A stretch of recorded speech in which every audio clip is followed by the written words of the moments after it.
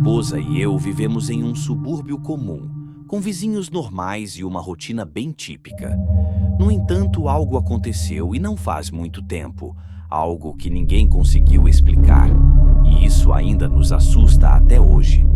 Naquele dia, minha esposa, Gabriela, e eu tivemos um dia normal e, depois do trabalho, decidimos sair para jantar.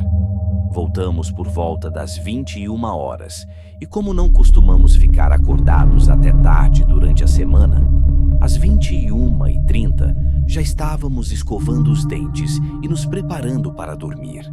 Às 22 horas, estávamos na cama e, geralmente, apagamos as luzes por volta das 23 horas, depois de ler um livro ou assistir a algum programa na TV.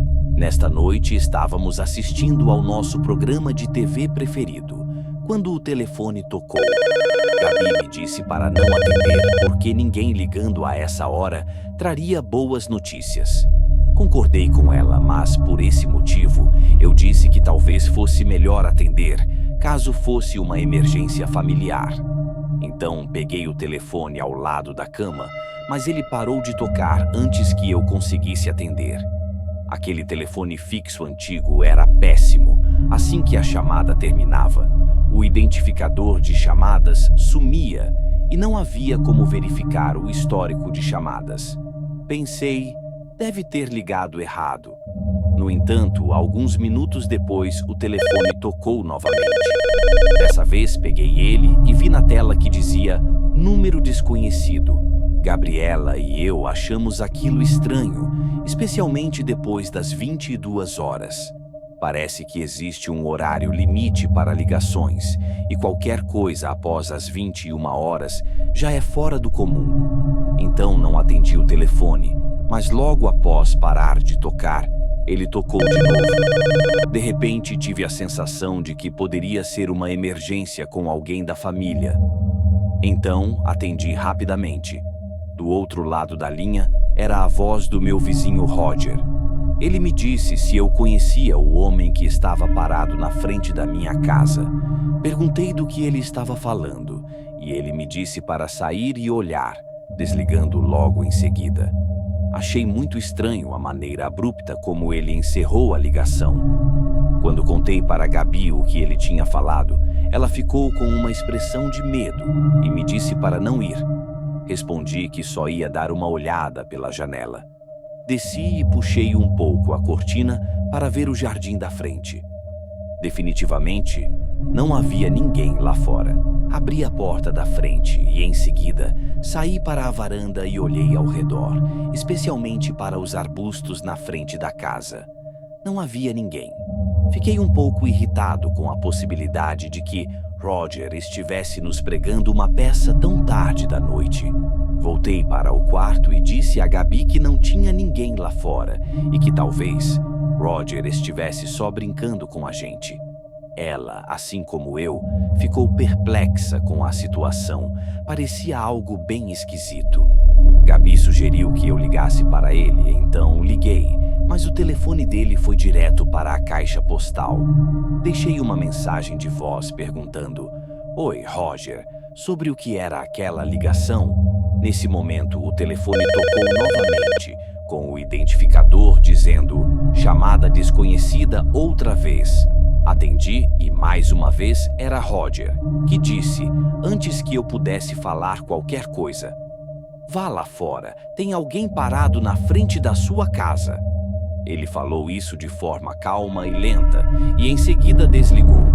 Levantei rapidamente e disse em voz alta: "Certo, o que está acontecendo?" Falei para Gabi ficar no quarto. Desci e voltei para a janela. Olhei pela cortina e dessa vez vi alguém parado bem no final da nossa calçada. Uma pessoa estava usando um capuz que cobria completamente o rosto naquela escuridão.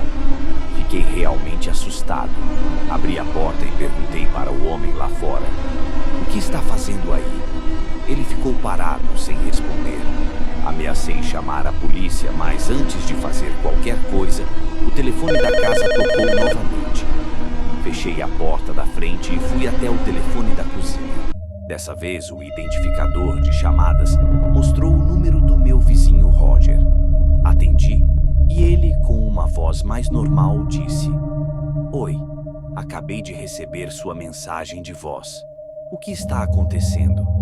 Expliquei que ele havia me ligado 2 vezes, falando sobre um homem parado na frente da minha casa. Roger parecia ainda mais confuso do que eu. Logo depois, ele comentou que não via ninguém na frente da minha casa. Fui olhar pela janela novamente e o homem que estava ali antes tinha sumido. Irritado, exigi que Roger me dissesse de uma vez por todas se isso era algum tipo de brincadeira. Roger insistiu que estava dizendo a verdade e que não era do tipo que faz brincadeiras imaturas. Ele é uma pessoa muito reservada e respeitosa. Coloquei o telefone no viva voz para que Gabi pudesse ouvir e confirmar que eu não estava ficando louco e que realmente recebemos 2 ligações de alguém com a voz idêntica à dele. Roger fez o mesmo, colocando sua esposa na linha para confirmar o que ele dizia. No fim das contas, o que mais ele poderia fazer, além de sugerir que alguém estava nos pregando uma peça? Desligamos o telefone, mas eu não me senti menos assustado do que antes. Tive que descer novamente para desligar o telefone do andar de baixo e aproveitei para olhar pela janela mais uma vez. E não havia nem sinal daquele homem lá fora.